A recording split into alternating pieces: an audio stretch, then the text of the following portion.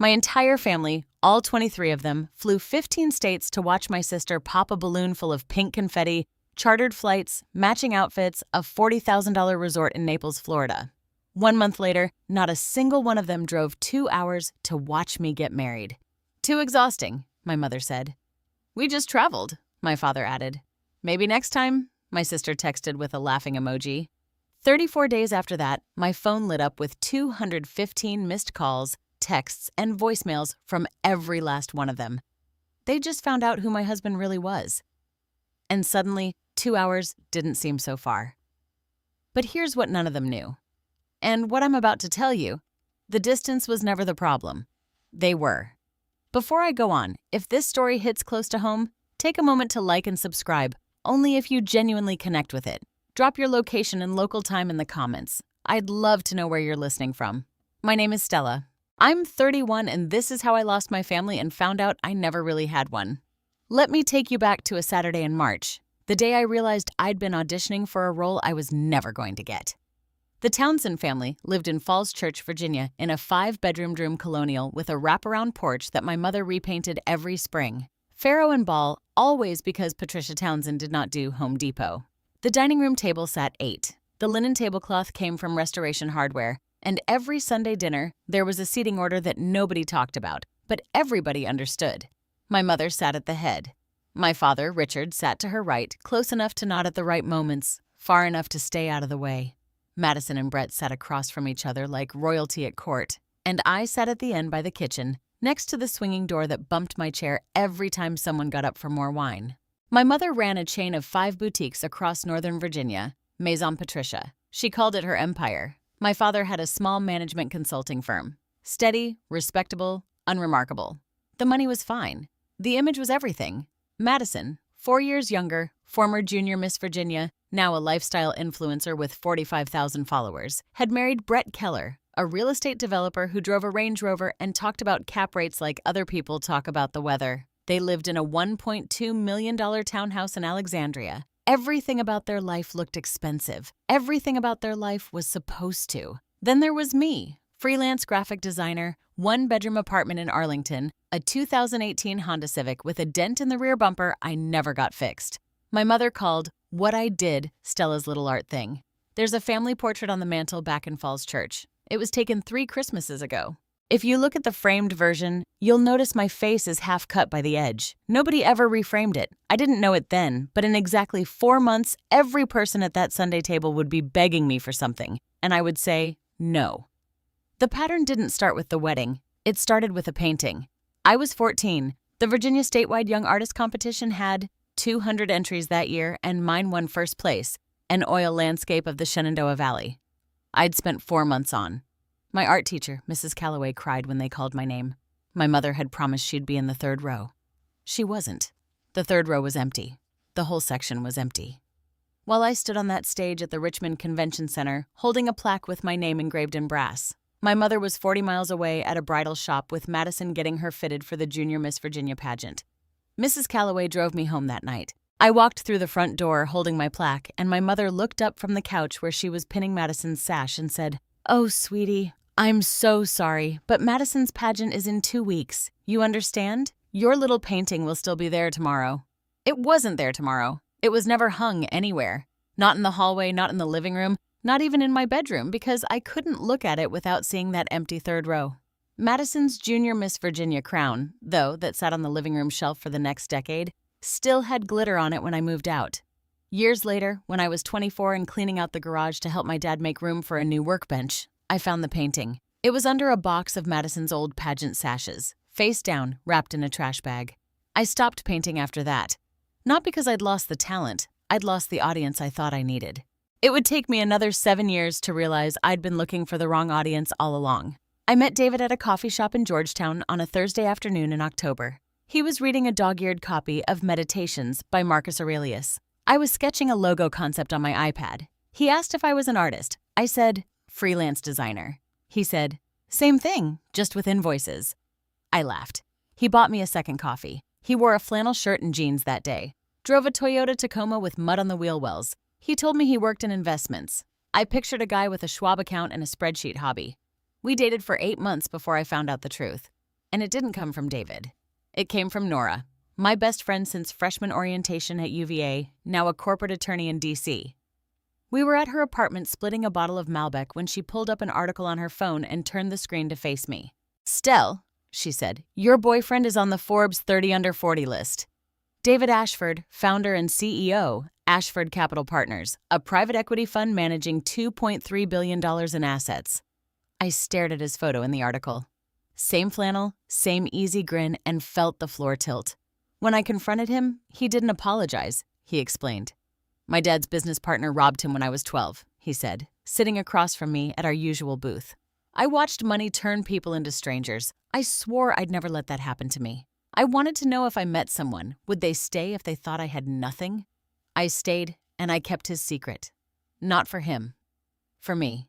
I wanted my family to love me for me, not for what my husband's name was worth. Nora warned me, if your family ever finds out, they'll suddenly become very interested in you. I told her she was being cynical. She told me she was being accurate. David proposed on a Saturday morning. No restaurant, no skywriting, no flash mob, just the two of us on a bench at Great Falls Park watching the PTOAC crash over the rocks. The ring was a sapphire salon blue, 3 carats set in platinum. To anyone who actually knew stones, it was extraordinary. To my family, it looked nice. I posted a photo to the family group chat that evening. Ring on my finger, David's arm around me, the falls behind us. I typed. He asked. I said yes. My mother's response came 14 minutes later. "That's nice, sweetie." Then immediately, "Girls, has anyone finalized the color palette for Madison's reveal? I'm thinking blush and gold." Thoughts? That was it. That was my engagement announcement in the Townsend family.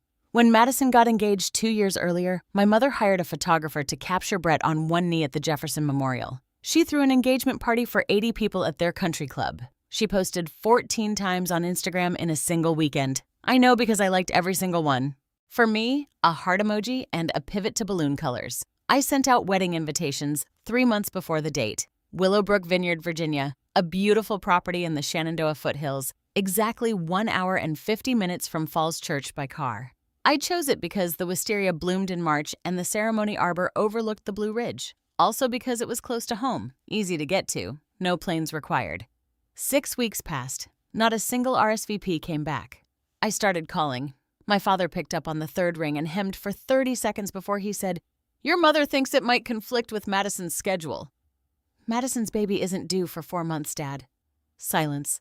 Long, heavy, familiar silence. I should have seen it then, but hope makes you keep your eyes half shut when they should be wide open. Madison's gender reveal was held at the Ritz-Carlton in Naples, Florida. Event planner. Balloon arch that cost more than my monthly rent, a live jazz band, drone footage of the confetti drop over the Gulf. My mother had the whole thing catered with a raw bar and a 6-tier cake in the shape of a baby carriage. 23 family members flew in. Aunt Linda from Connecticut, Aunt Rachel from Oregon, Uncle Jim from Washington State. Cousins I hadn't seen since my grandmother's funeral showed up in matching blush sundresses because Patricia Townsend had sent a group email with a mood board and a mandatory dress code. I flew down too. Paid for my own ticket, my own hotel room, sat at a table near the kitchen, the same position at every family function, just with better lighting. David came with me. He wore a navy polo and khakis. Nobody asked him a single question all night except Brett, who leaned across the table during dessert and said, "So, what do you do?" "Investments," David said. Brett smirked. "Like a day trader thing." David sipped his wine. "Something like that." Then Brett turned to his buddy Greg across the table and started in on his favorite topic, himself. "I'm trying to get a meeting with Ashford Capital," he said, loosening his tie. "Biggest PE fund doing coastal development on the East Coast. If I land them, we're talking generational wealth." He slapped the table. "Whoever runs that fund, I'd kill to get 15 minutes with him." David sat 3 feet away. I squeezed his hand under the tablecloth. He didn't flinch. I overheard my mother near the cake table telling Aunt Linda the total cost, $40,000. She'd contributed $15,000 of it herself. "Nothing but the best for my Maddie," she said, dabbing her eyes with a monogrammed cocktail napkin. I thought about my wedding invitations sitting unanswered in 23 mailboxes, and I clapped when the confetti fell. The RSVPs started coming back 4 weeks before my wedding. Every single one said the same thing. Decline.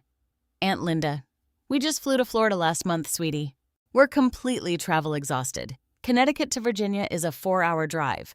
Connecticut to Naples is a 3-hour flight. But exhaustion apparently is directional. Aunt Rachel, it's just so far for a weekend. Stell, she'd flown 5 hours from Portland for a gender reveal. A 2-hour drive to Virginia was far. Madison, I'm pregnant. Stell, I can't be bouncing around. Send pics, though. She was 5 months along, the same 5 months along she was when she flew to Florida and danced until midnight in heels. My father texted, I'll try, Stella. You know how things are. He didn't try. He didn't come.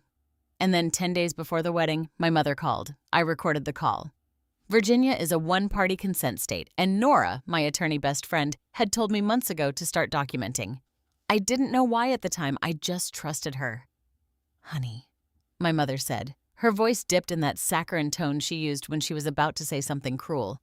It's just a small ceremony anyway, right? It's not like Madison's reveal. That was a real event. Don't take it personally. I held the phone away from my face and looked at the invitation on my desk. Cream cardstock, gold lettering, Willowbrook Vineyard, March 15th. The date my life was supposed to change. 23 invitations, 23 declines, and my mother had the composure to call my wedding. Not a real event. I didn't cry that night. I opened my laptop and screenshotted every text, every RSVP card, every excuse. I saved them in a folder on Google Drive. Nora had told me, document everything, not for revenge, for clarity.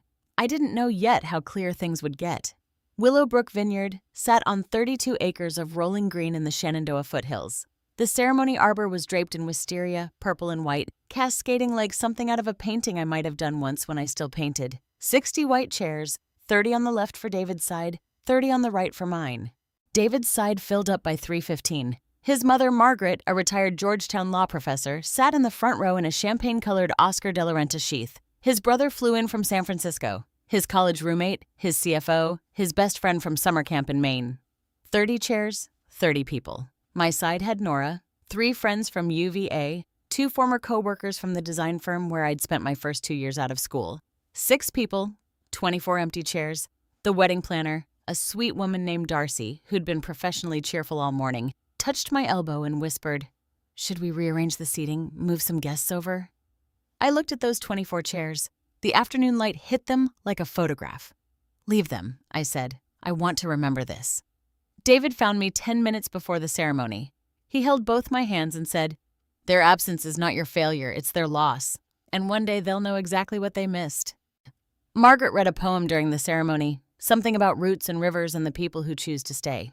I cried, not from sadness, from the sudden sharp clarity that I had spent 31 years begging for love from people who didn't have any to give. After the ceremony, while guests drank Virginia Vion under the arbor, Nora pulled me aside. She held up her phone. My mother had posted an Instagram story that same afternoon, a photo of brunch with Madison at a cafe in Alexandria. Caption, Mother-Daughter Day. Same day, same afternoon, 2 hours away. Eggs Benedict instead of her eldest daughter's wedding. I left those chairs empty on purpose, not as a guilt trip, as a receipt. 3 days later, I was still in the family group chat. I hadn't left it, partly out of habit, partly because I wanted to see what they'd say. What they said was worse than silence. Madison sent the first message. "So, how was the little wedding? Did you do the Pinterest thing?" My mother. "I'm sure it was lovely, sweetie. Send pictures when you get a chance." No mention of the fact that she hadn't come. No apology, no explanation, just the serene assumption that my wedding was a footnote and the chapter had already moved on. Brett chimed in. "Heard you married some investment guy. Good for you. Day trading must be exciting." Then Aunt Rachel posted a selfie from a resort pool. She was in Cancun. The caption, "Needed this after all that traveling." She'd booked an international vacation 2 days after telling me a 2-hour drive to Virginia was too far. I read every message. I didn't respond to any of them. I just screenshotted each one slowly, carefully, the way you photograph evidence at a scene. That evening, Nora called. "Stell, you okay?" I was sitting on the couch in my Arlington apartment, laptop open, messages glowing on the screen. David was in the kitchen making dinner, giving me space. "I'm done hoping," I said, "and I'm done being quiet about it." Being quiet. That night, I created a folder on my Google Drive. I named it Receipts. I uploaded everything. The RSVP cards I'd scanned, the screenshots from the group chat, the recording of my mother's phone call, a side-by-side list I'd made, who flew to Florida, who declined Virginia, and the exact mileage for each. Nora had said, "Document everything for clarity." I didn't know what I'd do with that folder yet. I just knew that clarity had a weight to it. and I was finally holding it in both hands. I need to pause here for a second. If you're watching this and you've ever been the one whose calls go to voicemail, whose milestones get a "that's nice" while someone else gets a standing ovation, I see you. Hit that like button, not for the algorithm, but because your story matters too. Now, what happened next? Let me tell you. 34 days of silence and then absolute chaos. 2 weeks after my wedding, the first cracks appeared in Brett Keller's empire. Though empire is generous for what turned out to be a house of cards held together with bravado and bad math, his luxury condo project, the Keller Residences in Virginia Beach, was supposed to be his masterpiece. 42 waterfront units, rooftop infinity pool, the whole glossy brochure fantasy. But the general contractor pulled out after Brett missed 3 consecutive progress payments. Then the bank sent a notice. Produce $1.8 to $8 million within 60 days or face foreclosure on the construction loan. Brett started dialing. He called 12 private equity funds in 2 weeks. 11 said no after due diligence turned up what any competent accountant would have caught: overvalued collateral, missing insurance bonds, and $340,000 in operating expenses that didn't have a single receipt attached. The 12th fund hadn't responded yet. That fund was Ashford Capital Partners. They specialized in distressed assets. They were the last door still open, and Brett was crawling toward it on his hands and knees. "If I don't get this meeting, we lose everything," Brett told Madison on the phone one night. His voice cracked. The townhouse, the cars, everything. Meanwhile, my mother's boutique chain was hemorrhaging. 2 of her 5 Maison Patricia locations had seen revenue drop 40%. Lease renewals were coming due, and her landlords weren't negotiating. She needed a cash infusion of at least $200,000, money she didn't have and couldn't borrow. And my father, quiet, passive Richard, had just lost his firm's largest consulting client. He didn't know yet that the client had connections to David's network. Nobody knew yet. That was the thing about dominoes. You don't hear them falling until the last one hits the floor. The family that wouldn't drive 2 hours for my wedding was about to discover that the answer to all their problems was sitting across from me at the breakfast table every morning. It happened on a Tuesday. Brett's business partner, Greg Mitchell, was putting together a pitch deck for Ashford Capital. Standard prep work: research the fund, learn the portfolio, find an angle. He pulled up the firm's website, then Googled David Ashford, CEO, Ashford Capital. The Forbes article loaded first, 30 under 40 in private equity. A profile photo of David, clean-shaven, confident, wearing a sport coat over a white shirt. The same face, the same eyes, the same quiet half-smile Greg had seen at a dinner table in Naples, Florida, 3 months ago. Greg stared at the screen. Then he turned his laptop toward Brett and said, "Isn't this the guy from your wife's sister's wedding invite? The one in the flannel at the gender reveal?" Brett leaned in. His face went from confused to white in under 3 seconds. He grabbed his phone and called Madison. Madison called Patricia. Patricia called Richard. Richard opened his laptop and typed David Ashford, Ashford Capital into Google, and the Bloomberg profile confirmed everything. Assets under management, $2.3 billion. Founder and CEO, David Ashford. I know all of this because Madison told Brett. Brett told Greg, and Greg told a mutual acquaintance who eventually told Nora. The game of telephone moved fast. What struck me when Nora relayed it all over the phone 2 days later was what nobody said. Not one person in that chain said, "We should have been at her wedding." Not one.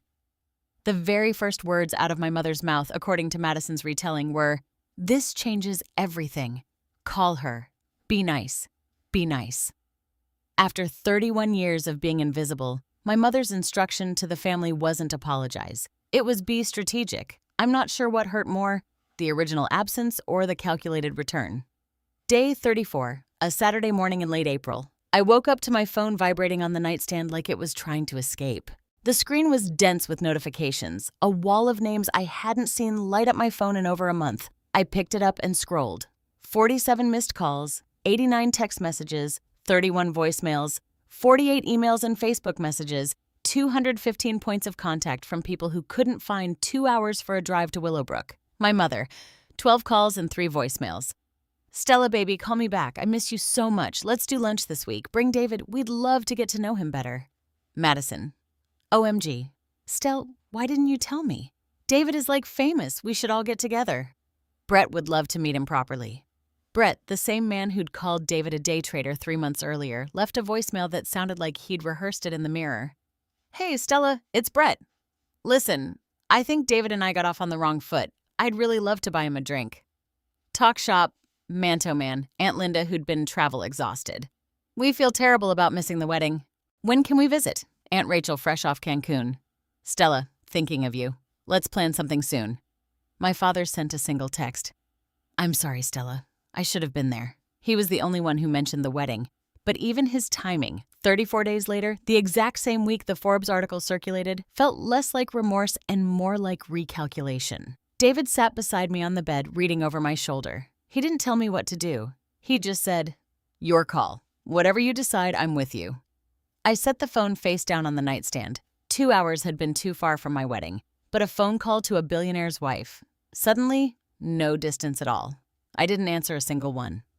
The doorbell rang on a Thursday morning. I wasn't expecting anyone. I opened it and found my mother standing in the hallway of my Arlington apartment building, holding a Williams-Sonoma gift basket and wearing a Chanel tweed jacket I'd seen her buy online last fall when she thought I wasn't paying attention. Stella. She pulled me into a hug, tight, theatrical, the kind of embrace she reserved for public performances.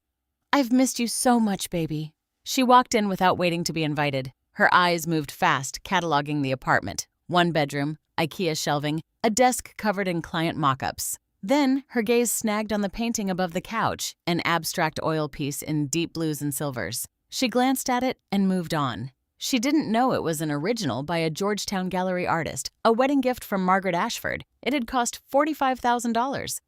My mother walked right past it. She set the gift basket on the counter and pivoted to the reason she'd come. So, David works in finance. Brett says he's quite accomplished. We'd love to have you both over for dinner at our house like family. You want to have dinner? I said as family. The family that didn't come to my wedding. Oh, honey, let's not dwell on that. You know how busy everyone was. She waved her hand like she was brushing crumbs off a tablecloth. Now, tell me about David's work. Is he? Mom? I stepped forward. You didn't come here because you miss me. You came because you Googled my husband. Her smile tightened. For 1 second, the mask slipped. I saw the flash of irritation she usually reserved for store managers who questioned her returns. That's unfair, Stella. I'm your mother. Then act like one. I held the door open. She stood there for 3 full seconds before she picked up her gift basket and left. Through the window, I watched her get into her car, and in the passenger seat, waiting, was Madison. They'd come together. They'd planned this. You forgot my art show, my graduation, and my wedding. But you remembered my husband's net worth. I made a note of that. When sweetness didn't work, my mother switched to pressure. Within 48 hours of my closing the door on her, every phone I owned started ringing with a coordinated campaign that would have impressed a political action committee. Madison called first. Stell, Mom is really hurt. You're being selfish. All she wanted was dinner. Is that really so terrible? Then Brett via email and he CC'd. Madison, as if this were a board meeting. Stella, I think there's been a misunderstanding. I'd love to discuss a potential business synergy with David. This could benefit the entire family.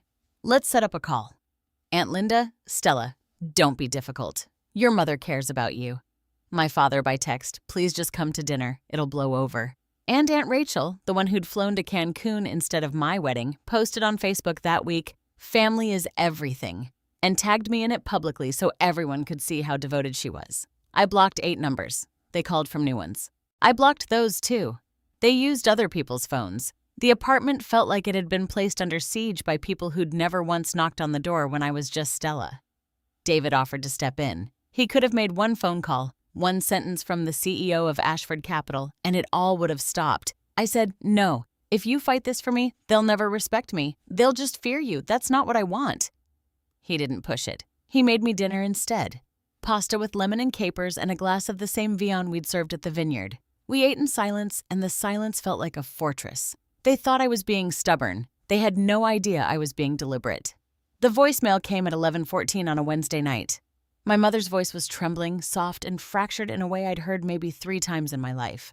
Stella, I know I haven't been perfect. I know I've made mistakes, but I'm your mother. Whatever happened, whatever I did wrong, don't shut me out.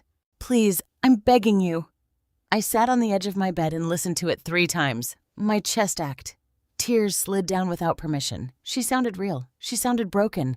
And I almost called her back. My thumb hovered over the green button. And every memory of standing in that kitchen, being told I was enough, but clearly never enough for them, fought against the 14-year-old girl still living inside me who just wanted her mother to show up once.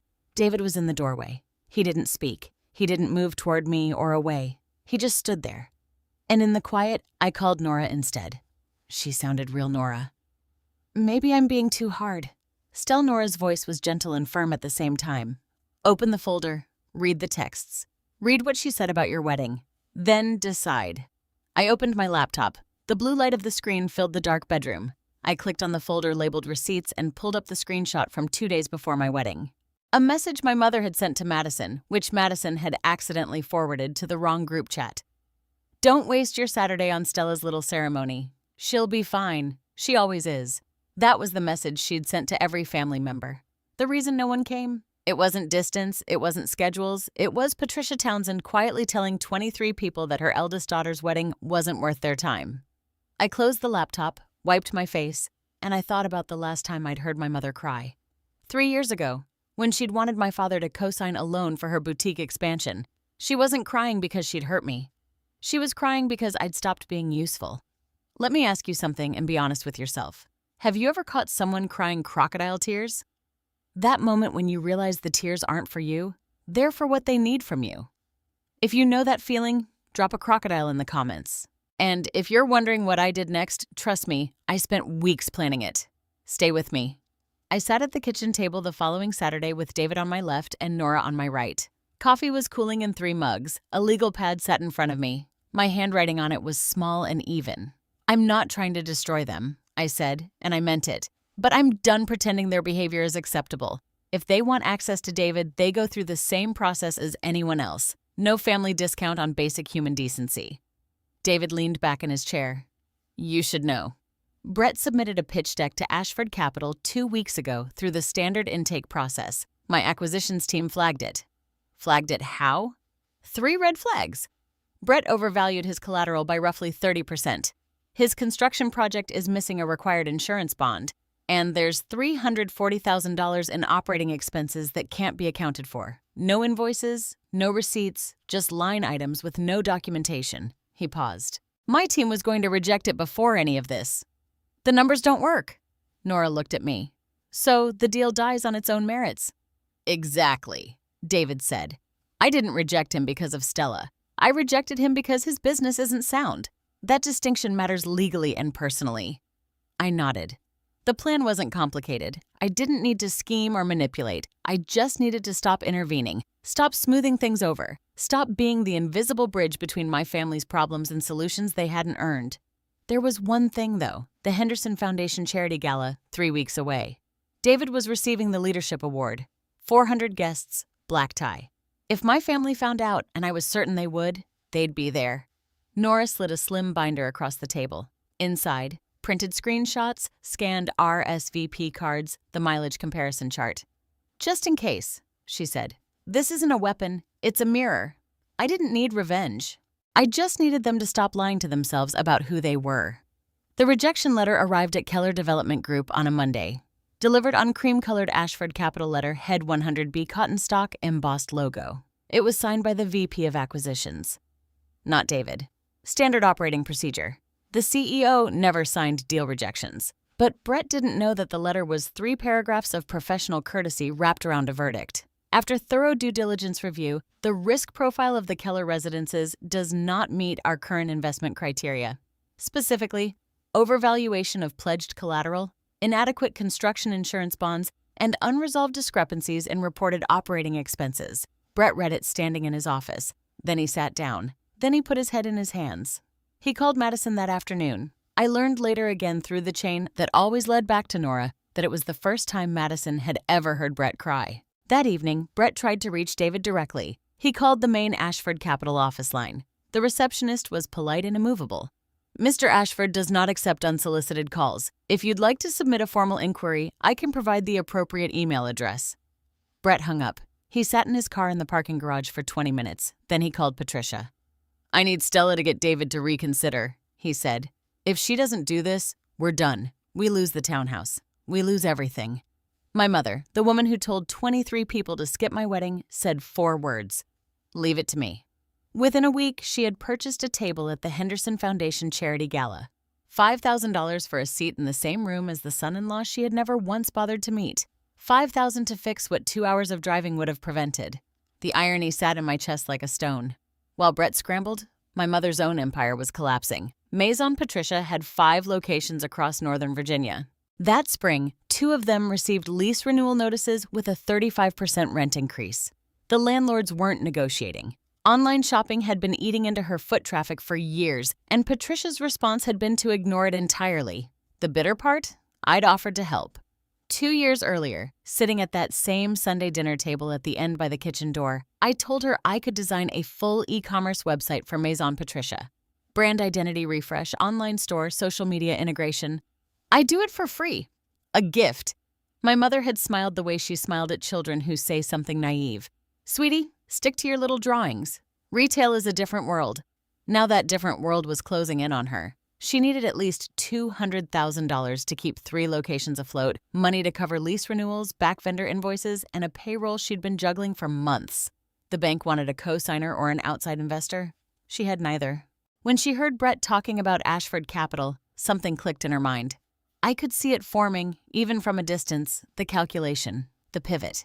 If David could save Brett's project, maybe he could save her boutiques too. 2 problems. 1 billionaire son-in-law. She called my father that evening. We need to be at that gala, whatever it costs. Richard had a contact at the Henderson Foundation. He bought the table. $5,000 Patricia didn't have charged to a credit card she was already behind on. Margaret Ashford called me the day after the purchase went through. Darling, she said, a Town's End just reserved a table at the gala. Is that your family? I looked out the window at the PTOAC, silver in the afternoon light. It was the night before the gala. I stood in the Georgetown penthouse trying on the dress David had picked out for me. Carolina Herrera, black floor length, a clean, quiet kind of beautiful. The kind that doesn't announce itself but stays in the room long after you've left. I still kept my 1-bedroom in Arlington. I hadn't given it up. That's who I was before, I told David once. I don't want to forget her. The penthouse had floor-to-ceiling windows overlooking the PTOAC. The lights on the Kennedy Center shimmered across the water. I stood in front of the full-length mirror in the foyer and looked at myself.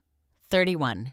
Carolina Herrera, sapphire ring catching the lamplight, and all I could see was 14-year-old Stella on a stage in Richmond, holding a brass plaque, staring at an empty row of chairs. David came up behind me. You don't have to say anything to them tomorrow. Just being there is enough. No, I said. I adjusted the neckline. They need to hear it, not for me. For the version of me that stood on that stage at 14 and went home with her art teacher. The doorbell rang at 9. Nora, she had the binder with her, the printed receipts folder, neatly organized, tabbed, enclosed in a slim black cover. She set it on the marble kitchen counter and said, just in case. I picked it up. It was light. A few pages of screenshots, a handful of scanned RSVP cards, a transcription of 1 phone call. That was all. But every page held the weight of a promise someone had broken and never bothered to mend. I looked at myself in the mirror one last time. I'd spent 31 years making myself small enough to fit their expectations. Tomorrow, I'd stand full height. The Henderson Foundation Charity Gala was held at the National Building Museum in Washington, D.C. A cathedral of a building with Corinthian columns rising 75 feet into a vated ceiling, 400 guests in black tie, a chamber orchestra playing Debussy near the South Atrium, Dom Perignon on every table, $500,000 raised for education nonprofits before the first speech was even given. David and I arrived by town car. He wore a custom Tom Ford tuxedo. I carried a small Bega Veneta clutch just big enough for my phone and a few folded pages. Inside, the room hummed with power. CEOs, fund managers, 2 sitting senators, a former cabinet secretary. They all knew David. They shook his hand, kissed my cheek, congratulated us on the award. You must be Stella. One silver-haired woman said, David never stops talking about you. I smiled. I shook hands, and across the room at table 14, pressed against the far wall like an afterthought, I saw them. My mother in a red dress from Nordstrom, trying its hardest to look like something more. Brett in a suit that pulled across his shoulders. Madison, 6 months pregnant, clutching her small handbag. My father sitting with his hands in his lap staring at the tablecloth. They hadn't seen me yet. They were scanning the room looking for David Ashford, the name on the program, the face from the Forbes article. They didn't know I was already here, standing 20 feet away, watching them search. The MC stepped to the podium. Ladies and gentlemen, please welcome tonight's honoree, the founder of Ashford Capital Partners and this year's Henderson Leadership Award recipient, David Ashford. David stood. I stood with him. 400 people applauded, and at table 14, my mother's champagne glass froze halfway to her lips. For the first time in my life, I saw something on her face I'd never seen before. Fear. David spoke for 5 minutes. He was gracious, precise, and warm in the way only someone who genuinely doesn't care about applause can be. He talked about the Henderson Foundation's work in underfunded schools. He talked about the responsibility of capital. He made a room full of powerful people laugh twice and reflect once. Then he paused. He looked directly at me. I want to close by thanking the person who reminds me every day that success isn't measured by what you build. It's measured by who stands beside you when you had nothing. My wife, Stella. The spotlight found me. I stood. 400 people rose in a wave of applause that filled the vast hall from the marble floor to the vaulted ceiling. At table 14, my mother had gone pale. Madison gripped Brett's arm so tightly her knuckles showed white. Brett's jaw was locked. My father looked down at his plate as though the answer to his entire life might be written on the porcelain. After the speech, I watched them move. Patricia stood first, straightening her dress, lifting her chin, plastering on the bright, glossy smile she wore like armor. She cut through the crowd with Madison and Brett trailing behind her like a motorcade. Stella. She threw her arms wide. Oh my God, look at you. We are so proud of you, honey. She reached for me in front of 3 couples who were clearly watching, an embrace designed for witnesses. I didn't move. My arms stayed at my sides. Hi, Mom. Strange seeing you here. You couldn't make it to Virginia, but DC works. The smile cracked just slightly. Oh, don't be silly. We're here to support you. You're here because Brett's company needs $4.2 million. The sentence landed like a dropped glass on marble. The 3 couples turned. 2 Henderson board members, standing just behind my mother, went very still. The silence lasted 3 seconds, but it held the weight of 31 years. My mother recovered fast. She always did. Stella, this isn't the place. You're right. I said the place was Willowbrook Vineyard, March 15th, 2 hours from your house. But you weren't there. Brett stepped forward, his voice low and urgent. Stella, let's take this somewhere private. I have a proposal for David. I opened my clutch. I took out a single folded page and held it out to him. This is the text you sent Madison the week of my wedding. You called it Stella's little thing. Your exact words were, "Why would I waste a Saturday on that?" Brett took the paper like it was hot. That's taken out of context. I turned to my mother. My voice was steady. I wasn't shaking. I wasn't loud. And this, I said, pulling out a second page, is the message you sent to every family member, telling them not to come. Don't waste your Saturday on Stella's little ceremony. She'll be fine. She always is. Patricia's mouth opened. Nothing came out. That's not Mom. I have the screenshot. Madison forwarded it by accident. I saved it. Madison started to cry. Stell, you're making a scene. I looked at my sister, beautiful, pregnant, frightened, and said, No, Madison, you made a scene. It was pink. It cost $40,000 and everyone flew to Florida for it. I just wanted 2 hours of their time. I got none. The group around us had grown. A Henderson board member stood 3 feet to my left. A Washington Business Journal reporter was 10 feet behind my mother. Nobody spoke. Nobody intervened. They just listened. I folded the pages, slid them back into the clutch, and snapped it shut. You didn't come to my wedding because it wasn't worth your time. You're here tonight because my husband is worth your money. I know the difference. And now, so does everyone in this room. Brett dropped the pretense. His voice cracked open like wet plaster. Stella, come on.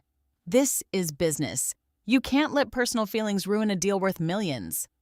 David stepped forward. He'd been standing 5 feet behind me the entire time, hands clasped, watching. His voice was calm, boardroom calm, the kind that makes powerful men go quiet. The deal was rejected 3 weeks ago, Mr. Keller. Your financials didn't meet our criteria. It had nothing to do with Stella. Brett stared at him. You can't. The words went nowhere. He looked like a man who'd walked into a wall he couldn't see. My mother tried one last play. She reached for my hand, her fingers closing around mine. Honey, I'm your mother. You can't do this to family. I pulled my hand back gently, like releasing a balloon. You chose which family to show up for.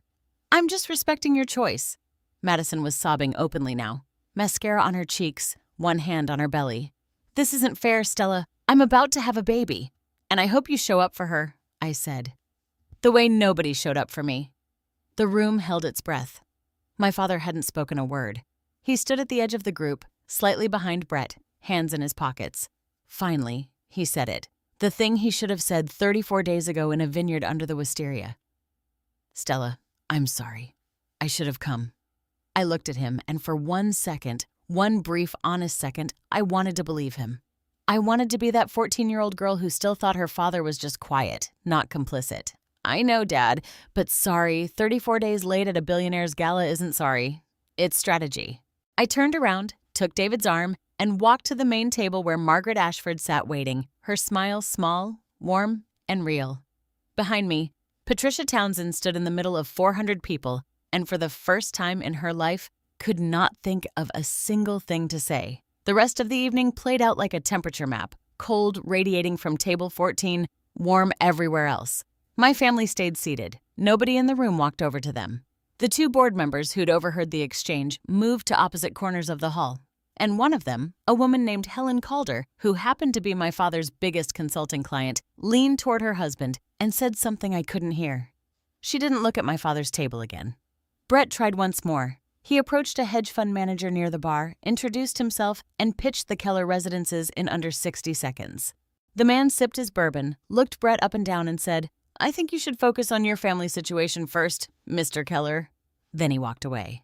Madison left before dessert. She cried in the bathroom for 10 minutes, then ordered an Uber home. Patricia drank 3 floats of champagne in 20 minutes and had to be escorted to the lobby by Richard, whose face looked like it had been carved from gray stone. Meanwhile, at our table, David introduced me to the director of the Henderson Foundation. She was looking for a designer to rebrand their education initiative, new visual identity, digital campaign, outreach materials. We talked for 40 minutes. She liked my portfolio. She liked my ideas.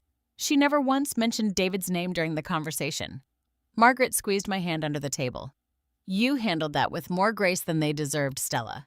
A reporter from the Washington Business Journal had been at the gala. She didn't write about the confrontation. She had more tact than that. But the following week, she published a feature, The Quiet Power Couple. How Ashford Capital's CEO and his designer wife are redefining philanthropy. My family read every word. I know because Nora told me they shared it in the group chat. The group chat I'd finally left. 1 week after the gala, the bank made it official. Brett failed to secure replacement funding within the 60-day window. The construction loan on the Keller residences was foreclosed. The property reverted to the lender. Brett's personal equity, $800,000 he'd poured in over 2 years, was gone. 42 luxury condos became a half-finished concrete skeleton overlooking Virginia Beach. He filed for Chapter 7 bankruptcy. Keller Development Group ceased to exist. The $1.2 million townhouse in Alexandria went on the market at a loss. Madison packed her things, what was left of them, into her mother's SUV and moved back into the Colonial in Falls Church. Then the second crack split open. While sorting through Brett's company accounts during the bankruptcy filing, Madison found what the Ashford Capital due diligence team had flagged: $340,000 in operating expenses with no receipts. She pulled the records, credit card statements, hotel invoices in cities where Brett had no projects, restaurant charges for 2, a lease apartment in Norfolk under an LLC she'd never heard of. Brett had been seeing his office manager for 6 months. Through the entirety of Madison's pregnancy, through the gender reveal, the matching blush sundresses, the $40,000 party at the Ritz-Carlton, Madison called me at 2 a.m. Her voice was raw, stripped of the Instagram inflection, the casual entitlement, the easy confidence of being the family favorite. "Stell, I didn't know about any of it. I'm so sorry. Not about David, about everything about you." I listened. I didn't hang up. I didn't comfort her either. "I'll think about it, Madison, but not tonight." I set the phone down. David was awake beside me, watching the ceiling. That was the first real thing my sister had said to me in years. But one phone call at 2:00 a.m., with everything burning down around her, didn't erase what 27 years of silence had built. Maison Patricia closed 2 locations by the end of May. The lease renewals came and went without signatures. The Tyson's Corner store went dark on a Tuesday. The Fairfax shop followed the next week. Racks that once held silk blouses and Italian leather bags were stripped to bare metal. A lease available sign went up in each window before the month was out. 3 stores remained, but they were bleeding. The social fallout was quieter and deeper. The country club set in Falls Church operated on gossip the way most ecosystems operate on oxygen. Someone who'd been at the gala or who knew someone who'd been at the gala told someone at the spring luncheon committee what Patricia had done.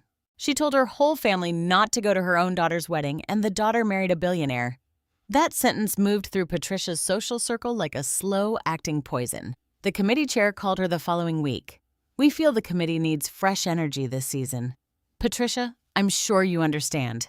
Helen called her. The board member, my father's biggest client, moved her consulting contract to a different firm. She told Richard directly, "I need someone I can trust with my family business." He didn't argue. He couldn't. My mother tried one final play on social media. She posted a childhood photo of me, gap-toothed paint on my fingers, grinning into the camera at age 7 with a caption, "My beautiful firstborn, so proud of everything you've become." I reported the post, then I blocked her account. There was a moment Nora told me about it later when Patricia sat alone in the main maze on Patricia location after closing time. The fluorescent lights hummed. The racks were half empty. The mirrors reflected a woman sitting on a velvet ottoman with no audience and no script. "When did I become this person?" she reportedly asked the empty store. But she still didn't call me to apologize. She called to ask if I'd reconsider having David look at her business plan. That told me everything I needed to know. 3 weeks after the gala, I sat down at the desk in my Arlington apartment, the one I still kept, the one with the client mock-ups and the chipped IKEA lamp, and I wrote letters, one for each of them, by hand on Crane & Company stationery with a Mont Blanc pen Margaret had given me as a wedding gift. Nora reviewed the final drafts, not for sentiment, for legal clarity. She struck one line that could have been construed as a threat and softened 2 others that edged into accusation. What remained was clean. The letter said, "I'm not writing this out of anger. I'm writing this out of clarity. For 31 years, I waited for this family to see me. I made myself smaller, quieter, more convenient, hoping one day it would be enough. It never was. You flew 15 states for a gender reveal. You couldn't drive 2 hours for my wedding. You found my husband in 34 days. But you never found me in 31 years. I wish you well. I genuinely do. But I won't be available anymore. Not for dinners, not for holidays, not for business proposals. This isn't punishment. This is peace. I don't need you to understand. I just need you to stop knocking on a door I finally closed. I mailed 5 copies via USPS certified mail, return receipt requested, tracking numbers recorded, delivery confirmation saved. Then I changed my phone number, blocked every family account on every platform. Nora became the sole emergency contact, medical situations only. David held me that evening on the balcony of the Georgetown penthouse. The PTO AC moved below us, dark and steady. I leaned into him and breathed fully deeply and realized something I couldn't have explained to anyone who hadn't lived it. For the first time in 31 years, I wasn't waiting for anyone to show up. And the quiet that followed wasn't emptiness. It was the sound of a door closing on the right side. 6 months later, here's where the dominoes landed. Brett's Chapter 7 was approved by the court in August. His Virginia developer license was revoked due to documented financial mismanagement. The divorce papers followed in September. Madison filed, citing the affair and the concealed debts. The asset division was brief because there was nothing left to divide.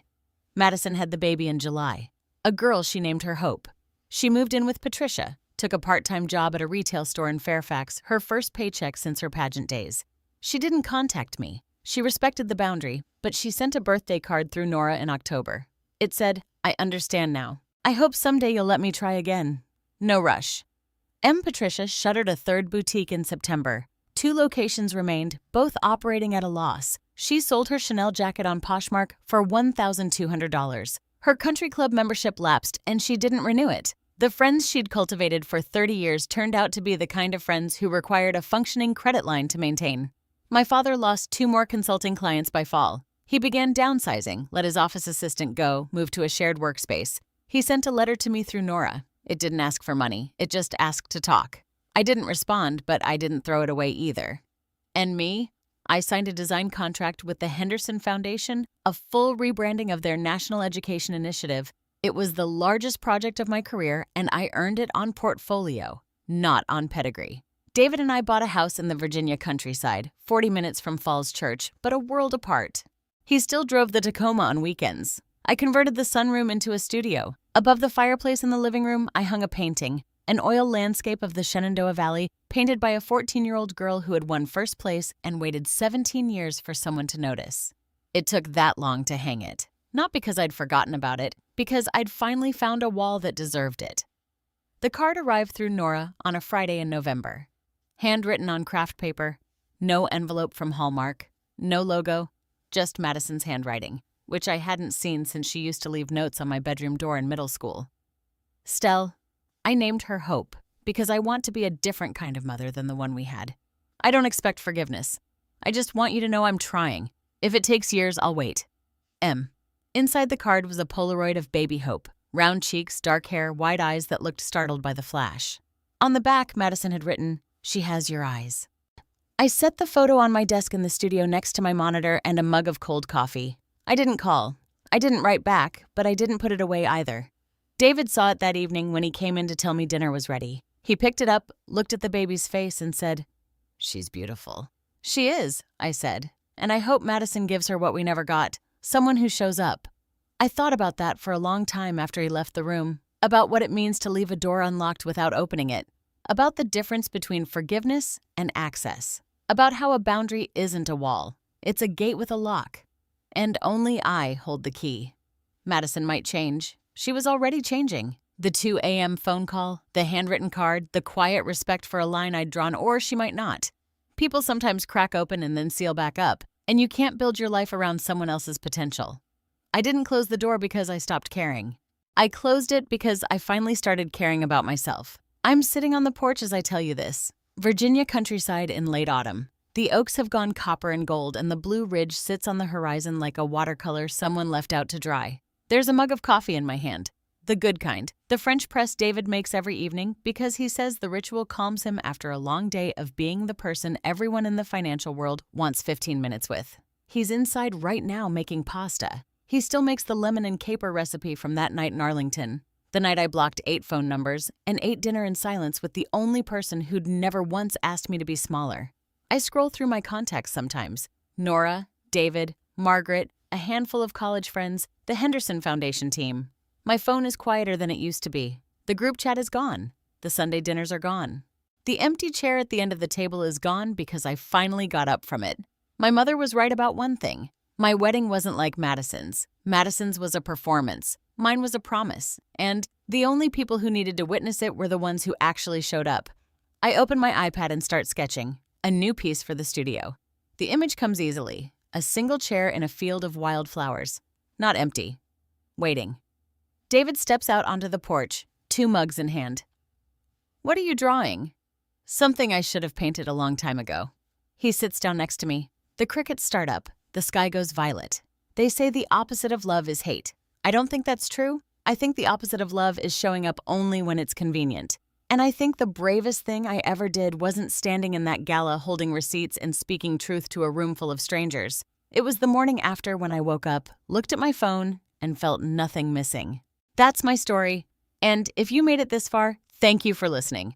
Really, if you've ever been the empty chair at someone else's table, I want you to know you are enough. You were always enough. The problem was never you. If this story meant something to you, hit subscribe and check the description for more stories like this one. And if you're in the middle of your own receipts moment, tell me about it in the comments. I read every single one. Your story matters. Take care of yourself, Stella.